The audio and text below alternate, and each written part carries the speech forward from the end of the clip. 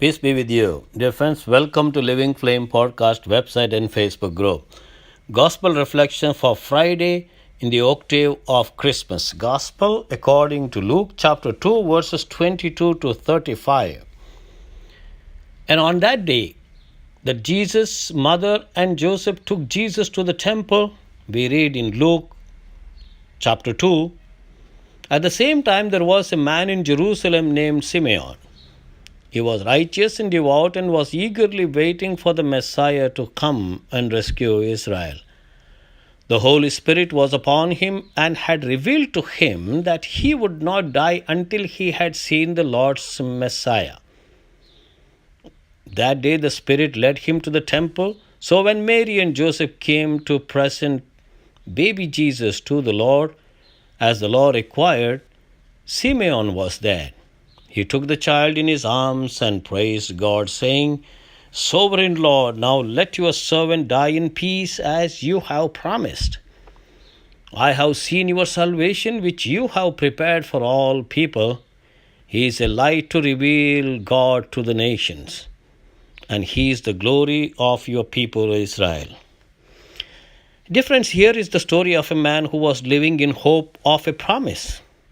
The Bible tells us that Simeon was righteous and devout and was eagerly waiting for the Messiah.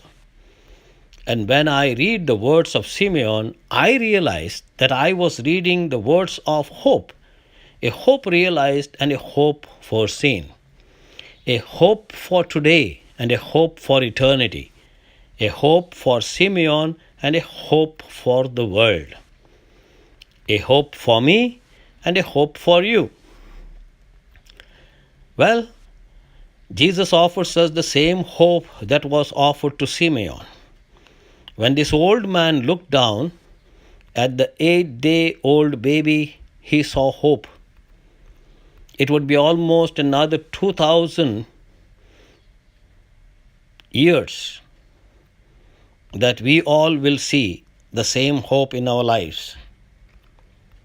That first Christmas happened because, in God's opinion, the world should go on, and not just go on, but to go on with hope. And for the next 33 years, Jesus offered hope to the world and ultimately hope to us, which is why it is written in Matthew chapter 12, verse 21, and his name will be the hope of all the world. So let's jump into Jesus' story. Referring to Matthew chapter 4, verse 23. Jesus traveled throughout the region of Galilee, teaching in the synagogues and announcing the good news about the kingdom. And he healed every kind of disease and illness. Jesus offers hope in the face of broken bodies. Time and time again, through the story, we read the words, Jesus healed. He healed the blind, the crippled, the lepers, and those who were oppressed by demons. He healed with his touch, and he healed with his words. There was even one occasion recorded that he healed a lady who simply touched his garment as he walked by. Men and women and children who perhaps had given up any hope of ever being whole, and Jesus gave them that hope. Shriveled legs were restored, sightless eyes given sight, and silent tongues spoke. And I truly believe that God still heals through the power of Jesus today. Does he heal everyone every time?